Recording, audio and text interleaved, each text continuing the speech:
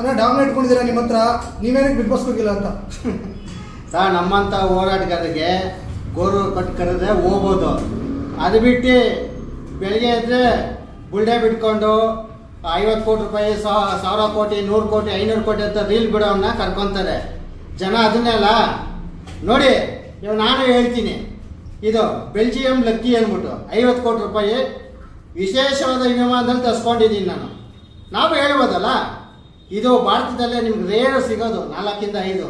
ಅದು ನಿಮ್ಗೆ ಗೊತ್ತಿದ್ದು ಲಕ್ಷಾಂತರ ಮನೆಗಳಿದೆ. ಈ ರೀತಿ ಬುಲ್ಡೆ ಬಿಟ್ಕೊಂಡಿರೋ ಅವನ ಅರ್ಹತೆ ಏನು ಅಂದ್ಬಿಟ್ಟು ಕರ್ಕೊಂಡಿದ್ದಾರೆ ಸರ್. ಸುದೀಪಣ್ಣ ಕೇಳ್ತವ್ರೆ 25 ಲಕ್ಷ ಇದೆ ಅಂದ್ಬಿಟ್ಟು 50 ಲಕ್ಷ ರೂಪಾಯಿ ಏನಕ್ಕೆ ಬಂದವನು? ಏನಕ್ಕೆ ಬಂದವನು? 25 ಲಕ್ಷ ರೂಪಾಯಿ ಹಾಕೋನು ಅವನು ಅಲ್ಲಿ ಬಂದು ಆ ರೀತಿ ಮಾತಾಡೋನಿಗೆ ಏನು ಅವನಿಂದ ಸಮಾಜಕ್ಕೆ ಏನು ಕೊಡುಗೆ, ಏನು ಅರ್ಹತೆ ಅಲ್ವಾ? ನಾಯಿ ಸಾಕ್ಲಿ ಇಲ್ಲ ಅಂತ ಹೇಳಿರ. ಎಲ್ಲರೂ ಬೆಂಗಳೂರು ಮಟ್ಟಕ್ಕೆ ರಾಜ್ಯದ ಮಟ್ಟಕ್ಕೆ ಬುಡೆ ಬಿಟ್ರೆ ಇವನು ದೇಶದಿಂದ ದೇಶಕ್ಕೆ ವಿಮಾನದಲ್ಲೇ ಬಿಡ್ತಾನೆ ರೀನಿನ. ಯಾರೋ ಸತೀಶ್ನು ಅವನಿಗೆ ಹೇಳ್ತೀನಿ, ಇಂಥವನ್ನೆಲ್ಲ ಕರ್ಸ್ಕೊಂಡು ಏನು ಸಂದೇಶ?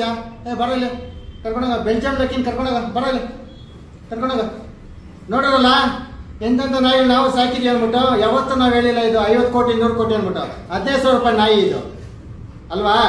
ಈ ರೀತಿ ಜನಗಳಿಗೆ ನಾಮ ಹಾಕೋದು, ಇಂಥ ಕೆಲಸಗಳು ಮಾಡೋದ್ರಿಂದ ಇಂಥವನ್ನ ಕರ್ಕೊಂತಾರೆ ಹೊರತನು ನಿಜವಾಗಿ ಹೋರಾಟಗಾರರಿಗೆ ಬೆಲೆ ಕೊಟ್ಟಿಲ್ಲ ಅನ್ನೋದು ಒಂದು ನೋವಿದೆ ಅಷ್ಟೇ. ಇನ್ನೊಂದು, ಇವಾಗ ಟ್ರೋಲ್ ಆದವರು ಅಥವಾ ಇವ್ರನ್ನ ತಗೊಂಡಿದಾರ ಅಂತ ಅನ್ಸುತ್ತಾ? ಯಾವ ರೀತಿ? ಯಾರು ಟ್ರೋಲ್ ಯಾರಿಲ್ಲ ಸರ್, ಕ್ಯಾಂಡಿಡೇಟ್ ಅಂತವ್ರು ಇಲ್ವಲ್ಲ. ಯಾರೋ ಒಂದು 5-6 ಜನ ಬಿಟ್ಟರೆ ಯಾರಿದ್ದಾರಂತ ಕ್ಯಾಂಡಿಡೇಟ್ಗಳು ಕಂಟೆಂಟ್ ಕೊಡೋರು ಯಾರಿದ್ದಾರಲ್ಲಿ?